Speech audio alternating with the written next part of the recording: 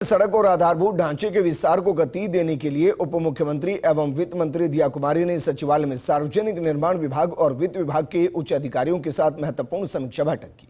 बैठक में बजट घोषणाओं के एग्जीक्यूशन, विभिन्न विकास परियोजनाओं, केंद्र सरकार से स्वीकृत एक्सप्रेस वे परियोजनाओं और वित्तीय स्वीकृतियों के साथ भूमि अधिग्रहण और निर्माण कार्यों में गुणवत्ता नियंत्रण व्यवस्था की विस्तार से समीक्षा की गई है। ये रिपोर्ट देखिए।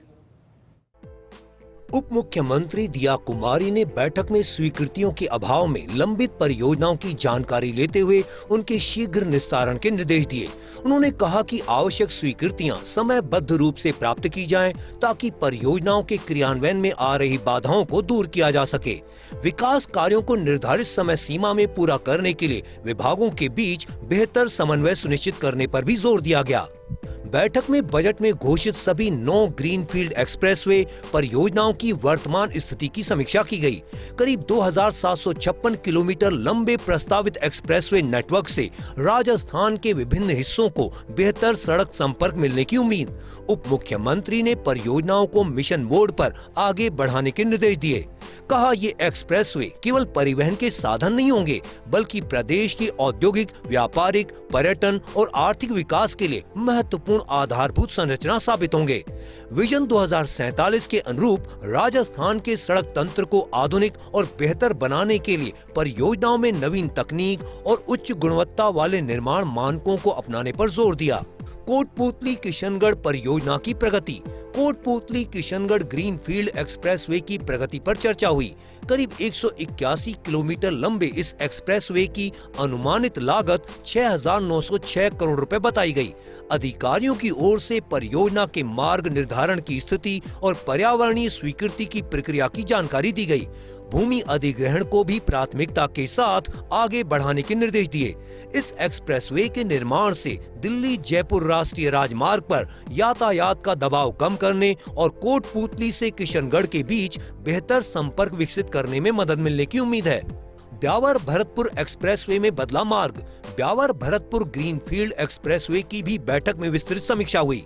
करीब 14,000 करोड़ रुपए की अनुमानित लागत वाली इस महत्वाकांक्षी परियोजना के मार्ग में प्रस्तावित बदलावों की जानकारी अधिकारियों ने दी।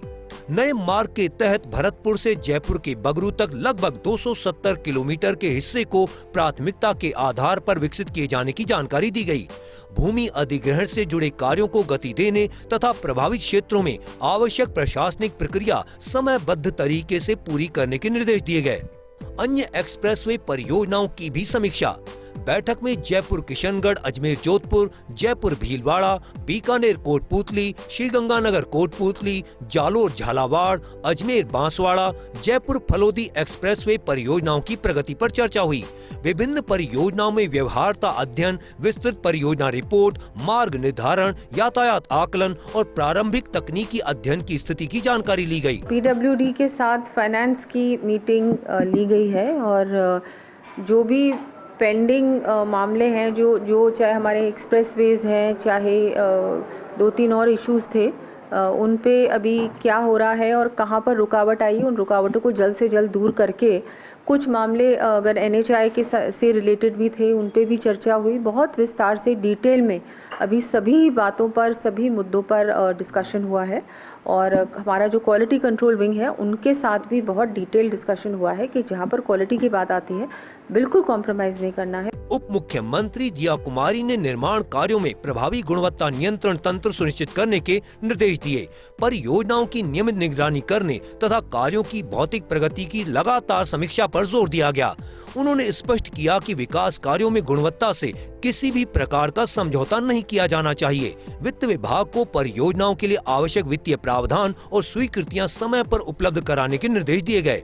उप मुख्यमंत्री ने कहा कि परियोजनाओं में अनावश्यक देरी या प्रशासनिक स्तर पर लंबित प्रक्रियाओं को प्राथमिकता से दूर किया जाए।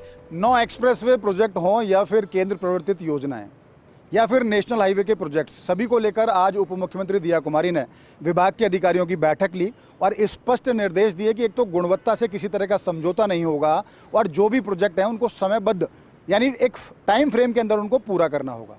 पूरे मामले में उन्होंने अधिकारियों को स्पष्ट कह दिया है कि किसी भी तरह की कोताही इसमें बर्दाश्त नहीं होगी। कैमरा पर्सन साहिल खान के साथ Nirmal Tiwari, First India News, Jaipur.